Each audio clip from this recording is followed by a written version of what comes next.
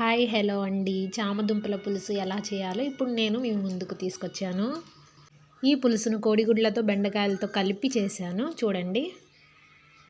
ఎగ్స్ను చామదుంపలను కలిపి ఒక 10 minutes boil చేసి ఒలుచుకొని పక్కన పెట్టుకోండి. గుప్పెడు చింతపండుని తీసుకొని నానబెట్టుకొని పక్కన పెట్టుకోండి. స్టవ్ మీద కళాయి పెట్టి అందులో 3 టేబుల్ స్పూన్ వరకు ఆయిల్ పోసి ఒక కట్ చేసి పెట్టుకున్న ఆనియన్స్ని ఇందులో యాడ్ చేయండి. అలాగే గ్రీన్ చిల్లీస్ని కూడా యాడ్ చేయండి. కొద్దిసేపు ఫ్రై అయిన తర్వాత ఒక టొమాటోని తీసుకొని కట్ చేసుకొని ఇందులో యాడ్ చేయండి. అలాగే కొంచెం ఫ్రై అయిన తర్వాత బెండకాయ ముక్కల్ని కూడా యాడ్ చేయండి. ఈ మొత్తాన్ని ఒకసారి మిక్స్ చేసి కాసేపు ఫ్రై చేయండి. ఈ ఫ్రై అయిన తర్వాత ఇందులో కొద్దిగా అల్లం వెల్లుల్లి పేస్ట్ను కూడా యాడ్ చేయండి.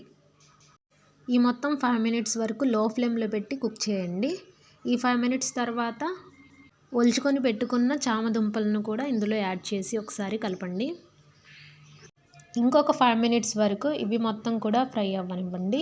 ఇవి ఫ్రై అయిన తర్వాత బాయిల్ చేసి పెట్టుకున్న ఎగ్స్ను ఇందులో యాడ్ చేసి ఒకసారి కలపండి. ఈ మొత్తం వేగిన తర్వాత ఒక టేబుల్ స్పూన్ పసుపును యాడ్ చేయండి. ఇలా మొత్తాన్ని మిక్స్ చేసిన తర్వాత 2 టేబుల్ స్పూన్ కారంను వేయండి. మనకు పులుపుకు సరిపడినంత కారాన్ని సాల్ట్ని తీసుకోవాలండి. నాకైతే ఇక్కడ 30 గ్రామ్స్ చింతపండుకి 2 టేబుల్ స్పూన్ కారం అయితే సరిపోయింది.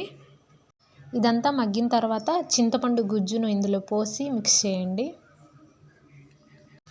1 కప్ చింతపండు గుజ్జుకి ఇంకొక కప్పు వాటర్ను యాడ్ చేయండి. ఇందులో ఇలా యాడ్ చేసిన తర్వాత కాసేపు మసలనివ్వండి. ఈ పులుసు మొత్తం చిక్కబడేంత వరకు మరిగించండి. 10 మినిట్స్ కానీ 15 మినిట్స్ కానీ పడుతుందండి అది చిక్కబడేంత వరకు. అంటే టేస్ట్ కోసం ధనియాల పౌడర్ని కూడా ఇందులో మిక్స్ చేయండి, సూపర్గా ఉంటుంది. ఆ తర్వాత కట్ చేసి పెట్టుకున్న కొత్తిమీర వేయండి, ఇంకా సూపర్గా ఉంటుంది. ఆ తర్వాత స్టవ్ ఆఫ్ చేయండి. చూడండి, చాలా అంటే చాలా రుచిగా చాలా టేస్టీగా అనిపిస్తుంది కదా.